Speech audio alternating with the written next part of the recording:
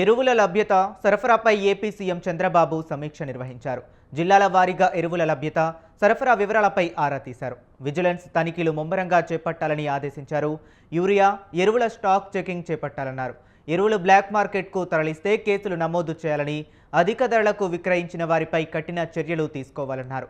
Private డీలర్లకు ఎరువుల కేటాయింపు తగ్గించాలని చెప్పారు. మార్క్ఫెడ్ ద్వారానే ఎక్కువ సరఫరా జరిగేలా చూడాలన్నారు చంద్రబాబు.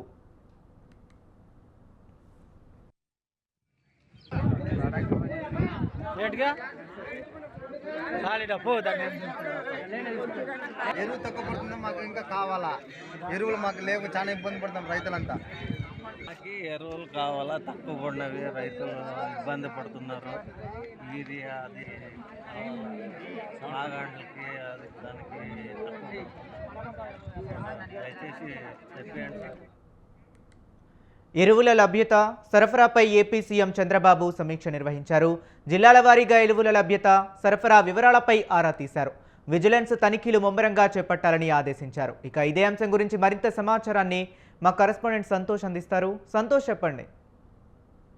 హరీష్, యూరియా లభ్యత సరఫరాపై సీఎం చంద్రబాబు నాయుడు టెలికాన్ఫరెన్స్ అనేది నిర్వహించడం జరుగుతోంది. ఈ సమీక్షలో భాగంగా ఇటు సిఎస్, డీజీపీ, వ్యవసాయ శాఖ అధికారులు, విజిలెన్స్ అధికారులు సైతం కూడా ఇటు ఈ యొక్క టెలికాన్ఫరెన్స్ లో పాల్గొనడం జరుగుతోంది. జిల్లాల వారీగా కూడా ఎరువుల లభ్యత సరఫరా వివరాలపై సీఎం ఆరా తీయడం కూడా జరుగుతోంది. ఎందుకంటే ఈ యొక్క ఇప్పటికే ఎరువులకు సంబంధించినటువంటి అంశాలపై కూడా ఇటు రైతులందరూ చేసిన క్యూ లైన్ లోకి నిలబడడం, అదేవిధంగా అసంతృప్తి వెల్లడించడంతో ఇక సీఎం చంద్రబాబు నాయుడు దీనిపై అయితే కనుక సమీక్ష నిర్వహించడం జరుగుతోంది. విజిలెన్స్ తనిఖీలు ముమ్మరం చేయాలంటూ కూడా సీఎం చంద్రబాబు నాయుడు అధికారులకు ఆదేశాలు జారీ చేయడం కూడా జరుగుతోంది.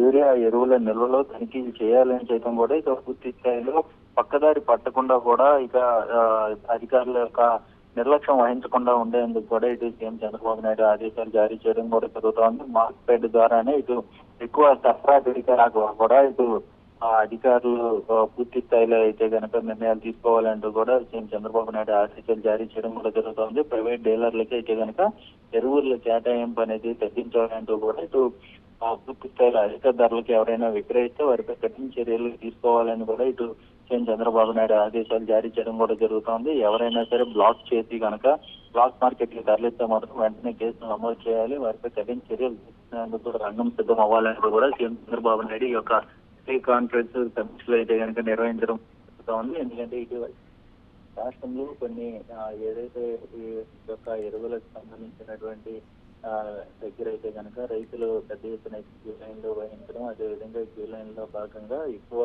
సరఫరా చేయట్లేదు అన్న దాంట్లో అయితే కనుక రైతుల ఆగ్రహం వ్యక్తం చేయడంతో ఈ యొక్క నిర్ణయం తీసుకున్నట్టు కూడా తెలుస్తూ ఉంది.